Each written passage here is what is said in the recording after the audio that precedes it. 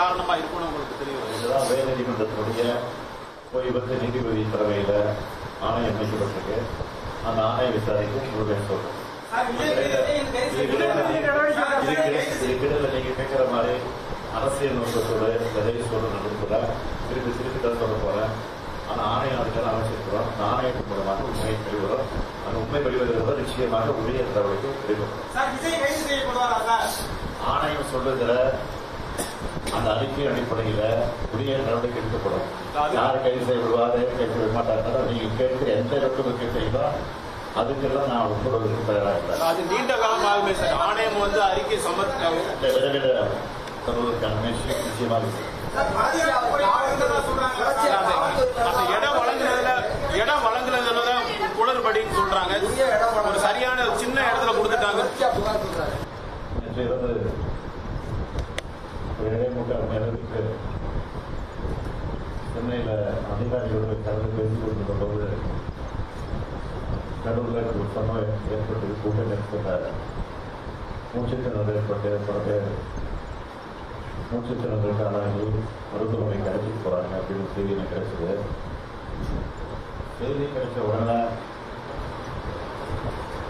இந்த செலவு தொகுதியுடைய சட்டமன்ற உறுப்பினர் முன்னாள் அமைச்சர் செந்தில் பாலாஜியோடு நான் தொடர்பு கொண்டு இந்த மாதிரி செய்தி கிடைக்கின்றன, உண்மையா உடனடியாக நீங்கள் மருத்துவமனைக்கு போங்க, போய் நான் பாருங்கன்னு சொன்னேன்.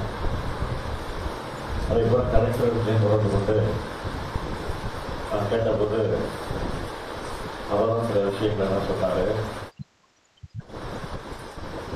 அடுத்த 5 நிமிடங்கள்ல மருத்துவமனைக்கு அனுப்பிச்சு விடப்படக்கூடிய முதல்ல 4-5 பேர் அழைத்து போயிருக்காங்க செய்தி வந்துச்சு. போக பார்த்தீங்கன்னா அதிகமான பேரை மருத்துவமனைக்கு தூக்கிட்டு போறாங்க அப்படின்னு செய்தி தொடர்ந்து வந்துச்சு. அதே போல் பார்த்தா மரண செய்தி வர ஆரம்பிச்சிருச்சு. நான் கொஞ்சமும் எதிர்பார்க்கிறேன். அவங்க மரண செய்தி வர ஆரம்பிச்சோன்னா எனக்கு ஒரு விஷயம் ஏற்பட்டு உடனடியாக இந்த மாவட்டத்தில் சுற்று வட்டாரத்தில் இருக்கக்கூடிய அந்த அமைச்சர்கள் மக்கள் பக்கத்தில் இருக்கக்கூடிய மாவட்டங்கள் இருக்கக்கூடிய அமைச்சர்கள் மக்கள் எல்லாம் தொடர்பு கொண்டேன். அந்த அடிப்படையில் அன்பில் மகேஷ் அவருக்கு கூப்பிட்டு அவரை தொடர்பு உடனடியாக தொடர்புக்கு போக சொல்லி உத்தரவுப்பட்டு அனுபவப்பட்டாரு. அதற்கு பிறகு அவருடைய மக்கள் நல்ல மாசுபட்டு சென்னையில் உடனடியாக போய் நான் பாருங்க அப்படின்னு அவரே அனுப்பிச்சு வச்சேன். அப்புறம் டிஜிபி, சட்டம் ஒழுங்கு ஏடிஜிபி ஆகிய அதிகாரிகள் காவல்துறை உயர் அதிகாரிகள் தொடர்பு கொண்டு அவருடைய பற்றி கவனிக்க வேண்டும் என்று பொருட்காரர்களுக்கு நடவடிக்கை சொல்லி உத்தரவிட்டு அவர்களை அனுப்பி வச்சேன். அந்த செய்திகள்லாம் என் மனசை கலங்கடிச்சது. அதுக்கு பிறகு உடனடியாக நான் தலைமைச் செயலகத்துக்கு போய் அங்கே நம்முடைய மூத்த அமைச்சர் துறைமுருகன் அவர்கள், நேரு அவர்கள், வேலு அவர்கள் அமைச்சருக்கு சென்னை பண்ணாங்க. அவங்களுக்கு தலைமைச் செயலகத்துக்கு போயிட்டேன்.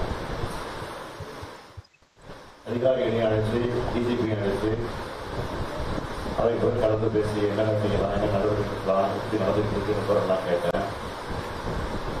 எல்லாரையும் முக்கியமான பல்வேறு மாவட்டங்களில் இருக்கக்கூடிய மாவட்ட ஆட்சித்தலைவர்கள், அதிகாரிகள், கருவூரை ஒட்டி இருக்கக்கூடிய மாவட்டங்களில் இருக்கக்கூடிய அரசு அதிகாரிகள் எல்லாம், மருத்துவர்கள் எல்லாம் உடனடியாக இந்த பகுதிக்கு கருவூருக்கு போகும்படி உத்தரவிட்டு அவங்க எல்லாம் வந்து சேர்ந்திருக்கிறாங்க. அதெல்லாம் விசாரித்தேன். ஆக இப்படிப்பட்ட நேரத்தில் பொதுமக்களும் ஒத்துழைப்பு தர வேண்டும் என்று நான் கேட்டுக்கொண்டிருக்கேன். அது சம்பந்தமாக அறிக்கையை வெளியிட்டிருக்கேன். பெரும் துயரத்துக்கு இந்த சம்பவத்தில் மொத்தம் 39 உயிர்கள் இதுவரைக்கும் நாம் இழந்திருக்கிறோம். இதில் ஆண்கள் 13 பேர், பெண்கள் 17 பேர், ஆண் குழந்தைகள் 4 பேர், பெண் குழந்தைகள் 5 பேர். ஒரு அரசியல் கட்சி நடத்தின கூட்டத்தில் இத்தனை பேர் இழந்துக்கிற சம்பவம் என்பது இதுவரை நடக்காதது, இனிமேல் நடக்கக்கூடாதது. மேலும் 51 பேர் தீவிர சிகிச்சை பிரிவில் அனுமதிக்கப்பட்டு சிகிச்சை பெற்றுக் கொண்டிருக்கிறாங்க.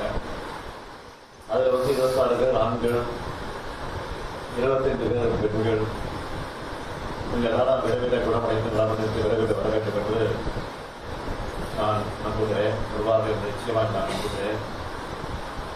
இறந்து போன அந்த உயிர்களுக்கெல்லாம் கனத்ததையத்தோடு நான் அஞ்சலி செலுத்துகிறேன்.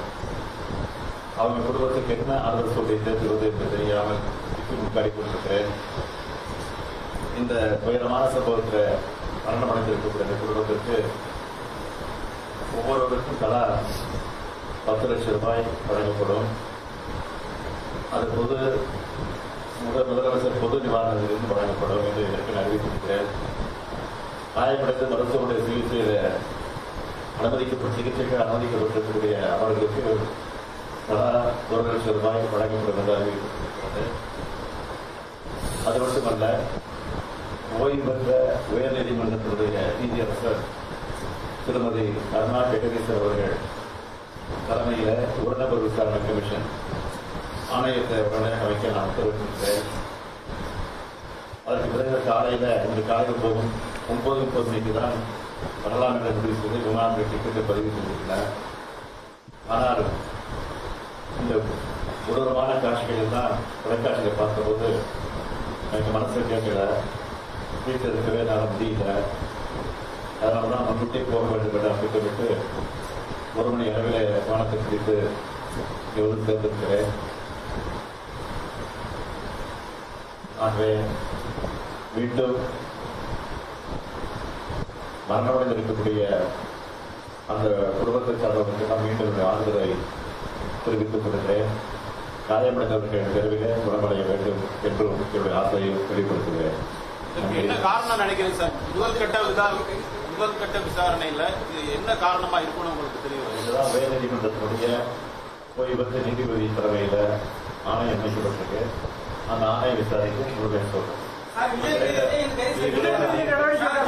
இதுக்கிடையில் நீங்க கேட்கிற மாதிரி அரசியல் நோக்கத்தோடு எதை சொல்றதுல திருப்பி தான் சொல்ல போறேன். ஆனா ஆணையம் அதுக்காக அமைச்சிருக்கிறோம். அந்த ஆணையத்தின் மூலமாக உண்மை வெளிவரும். அந்த உண்மை வெளிவருவதை நிச்சயமாக உரிய தகவலுக்கு வெளிவரும். ஆணையம் சொல்றதுல அந்த அறிக்கை அடிப்படையில உரிய நடவடிக்கை எடுக்கப்படும். யாரு கைது செய்யப்படுவாரு, கைது செய்ய மாட்டாங்க, நீங்க கேட்கிற எந்த இடத்துக்கு செய்தோ அதுக்கெல்லாம் நான் ஒப்புறதுக்கு தயாராக இல்லை. அது நீண்ட காலம் ஆகுமே சார். ஆணையம் அறிக்கை விரைவில் தருவதற்கான முயற்சி நிச்சயமாக